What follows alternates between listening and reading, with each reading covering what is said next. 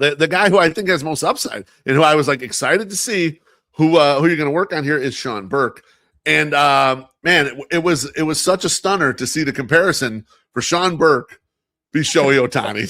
Tell me about that, Sean. How did you end up filtering? How'd you end up filtering slider for slider here with these boys? Oh, just for the clicks.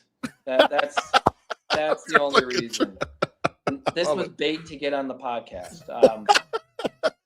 No, but on a serious note, I was overjoyed that Shohei Ohtani, one, made it through those 2 filtering steps, and then 2, had clearly the sort of best net outcome of looking at the counterfactual of his slider when looking at whiff and ground ball rate. For whiff rate, it's suggesting a couple point increase.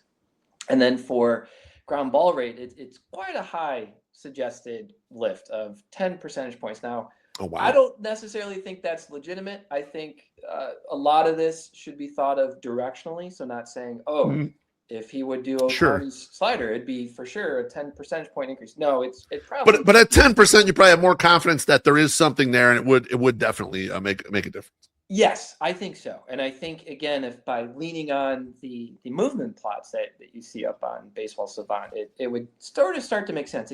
Also, when looking through the lens of what we've been talking about with the Arsenal approach that Baseball Prospectus and the Driveline guys have championed, that it plays, I think, a good role within an arsenal, and by tweaking the profile, primarily by really tweaking the induced vertical break to having drop instead of rise, and then taking a little bit of horizontal movement off of what Burke already does. So kind of making it a little tighter and a little less, having less rise, like I said. Yep. I think it offers a really good bridge pitch between his fastball offering and some of his other pitches that sort of exist up on the top right-hand side of the movement profile with his curveball. So I think that, and that's a concept that those guys bring up, this concept of a bridge pitch. And I think it could play a good role. And with that movement and the less induced vertical break that it would have compared to his normal pitch, I think batters would be swinging over the top of it and generating more ground balls. Because generally speaking, if I'm not mistaken, like the less induced vertical break, batters are going to have a harder time squaring that up, at least with not producing ground balls, right? They're going to kind of go over the top. They're going to top the ball. Like we were last 108 podcast, we were talking about Luisa and Acuna and how much he's been topping the ball or was topping the ball last year, and how it's probably something that they're going to have to work on in his hitting profile.